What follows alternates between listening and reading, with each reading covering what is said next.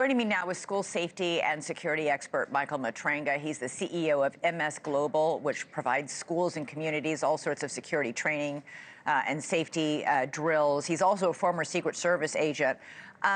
Michael, it appears, at least in the response aspect of this, that everything went right. Police were on the scene almost immediately.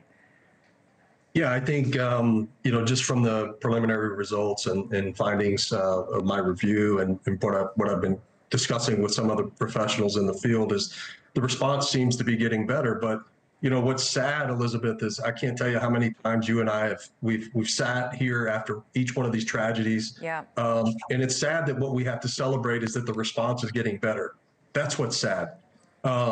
What we really need to be doing is prioritizing the right things. And the right things are to identify these things or these behaviors or the intent of these individuals before they want to commit the harm in the first place. And, I agree with the young man just before. Gabriel? America's youth are traumatized and they're desensitized. This has become common, and it doesn't have to be. We need to be more responsible. I'm a Second Amendment advocate. I have multiple weapons, but just like piece of legislation that I just wrote here in the state of Texas that states that if you are a gun owner, especially a law enforcement officer who's held to a higher standard, and you make that weapon accessible to a child or anybody else who commits murder with it, you should be held responsible. And we have to come together as Republicans and Democrats to realize, you got some states moving to lower the age to own a weapon or handgun to 18 from 21.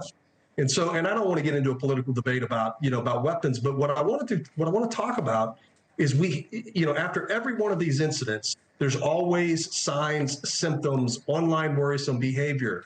A digital footprint is left behind. Look at the 48-page after action from the Covenant Christian shooting that was just released 2 weeks ago. There is a pattern of history over a period of 6 years. The response is great that we're getting better, but we've got to stop it. We have to start prioritizing mental health in this country, and we have to stop making it a partisan issue. To address it. I wish that we could invest as much money in adding more officers on campus as we could adding more counselors on campuses. Yeah, That's when we start making serious headway. Michael Matranga, these are all important points. And as you said, we have a whole generation of kids in college and in high schools who are experiencing this trauma. And wow, that's a lot for them to deal with. It is. It's sad. Yeah. Michael, thank you so much for joining us. Thank you. I hope you'll come back and we'll talk about this more because there is a lot that needs to happen. Thanks so much for watching. Go to joinnn.com to find NewsNation on your television provider.